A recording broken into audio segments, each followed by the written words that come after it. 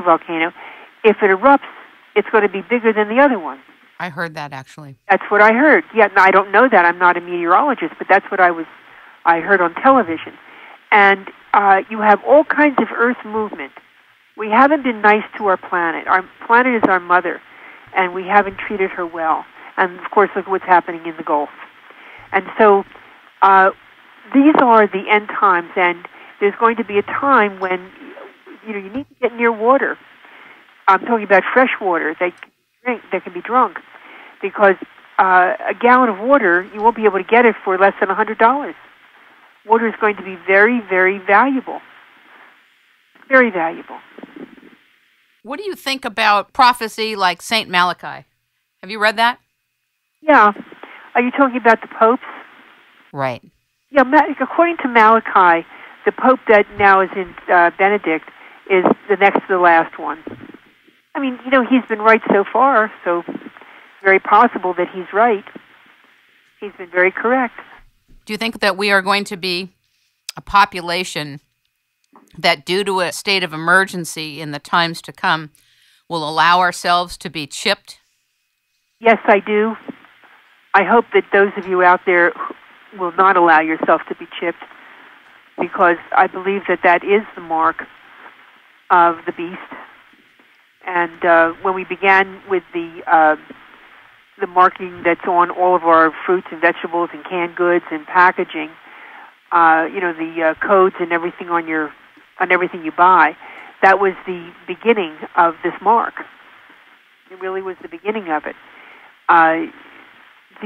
Now the good thing is, I don't want to focus on the horrible things that are going to happen, but I do feel that, and I know I covered this a little bit in the last session, that the evangelicals call it like the rapture. We're going to be taken up into the clouds with Jesus and to meet Jesus in the air. Now, there's a part of me that believes that, but I also believe that there's going to be help for that happening. And I believe that because I see them up there with my soul's eyes, not physically, because I'll look up at the skies and I can see hundreds of ships up there and no one else can see them, and I just keep quiet. But I do see hundreds of ships up there when I go out, and I know that they're ready. Welcome to Beam Up City. And not everyone is going to be taken up. They don't want to have our stuff brought up to their planet and their ships. They don't want to have our decadence up there, and they shouldn't have it. And so those people who haven't, gone in the right direction, the God direction, are going to remain here to go through that very difficult tribulation that's going to come. Yes, I do feel that. I have to say, I've studied a lot about it, and you can put whatever words in there that you want, but it basically is the same thing. If you want to put beam up instead of being translated in the sky with Jesus, that's fine. But the point is that it's going to happen. You're not going to be here to go through this end time, this tribulation. But as I said with the story of St. Francis, I've said this a lot, St. Francis is hoeing his garden. All right? And he's hoeing his garden, and the master is out there, he's hoeing his garden. And one of the dear monks comes up and says, "Brother Francis, can I ask you a question?" And dear Francis says, "Yes, my son," and he keeps hoeing his garden. He says, "Brother, if the Archangel Michael were to come down right now and to tell you that at the end of this day you would die and go to heaven, what would you do? Would you, figure out what you need to do for this person and that person and get your affairs in order? What would you do?" And without skipping a beat and still hoeing his garden, he looks up at the monk and looks down back at the garden again. He says, "No, my son, I would still keep hoeing my garden." Keep doing what you're doing. Mm-hmm. Don't do anything out of fear. Do something because it's the right thing to do.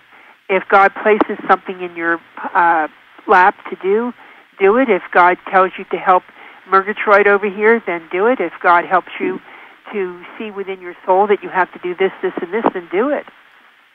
Don't think in your heart, gee, it's only, 2.5 years to 2012. Why don't I just lay down and do nothing anyway? No, not going to do good for you. You can't do it. you've got to work up to the very last minute. A lot of people have a concern right now. I hear murmurs out there of, where should I move? Where should I go? Where is the best place to go? Because a lot of people feel something is off, kilter, bad. And it's not just because of the Gulf Coast. The Gulf Coast is something that's visceral, that you can see, that's an obvious manifestation of many things that allowed that to happen. But a lot of people are asking where to go. Well, we are off kilter. We are off kilter by a number of degrees. Even with the tsunami in, was it Palo Alto? I forget the name of the Philippine nation that was so decimated with the tsunami. That, from what I understand from the Weather Channel, threw the Earth off about 2 degrees off of its axis. 2 degrees. Now, the Earth has been off its axis many more degrees than that. And so we're literally off kilter here. We're literally not, settled. We're wobbling. And this is part of what's going to be happening on the December 21st, 2012 thing, where astronomers say that there's going to be this alignment that's going to be coming up, and it's going to be a grand wobble, according to them. Astrophysicists say that what they're seeing is that right now we're in what's called a solar minimum. And when that happens, there's solar flares, and there's usually an electromagnetic communication to the Earth that could put our Earth in danger. If this solar minimum continues, and we do have solar flares and they interrupt the poles, we could experience something unimaginable. And that's one of the great concerns of the solar physicists right now. That could be part of something coming in the next few years. I wanted to ask you before we close this segment today, if there's anything else you would like to share that comes to mind about how we need to be living and how we need to be holding the energy right now with regard to what's happening in the Gulf Coast. There's a lot of outcry and upset, and there's a lot of mismanagement occurring and a lot of political juggling. And I'm wondering what your take is on how we be in the day-to-day as we watch this movie going on called The Gulf Coast. As with anything that the politicians and the high rollers monetarily have their hands in, there's going to be a tremendous amount of greed, not only for money, but for power. And everyone is saying, I'm telling you the truth, I'm telling you the truth. The most important lesson that you and I and everyone out there is learning today, every human being, is discernment. I think I've spoken to you about this. Yes. Discernment, not only in our personal world, personal relationships with people, but what we deem to be truth. What is the truth? And when you understand that you have to understand what truth is, then you're going to be close to what wisdom is. Knowledge is fine. You can learn that from a book or from a teacher.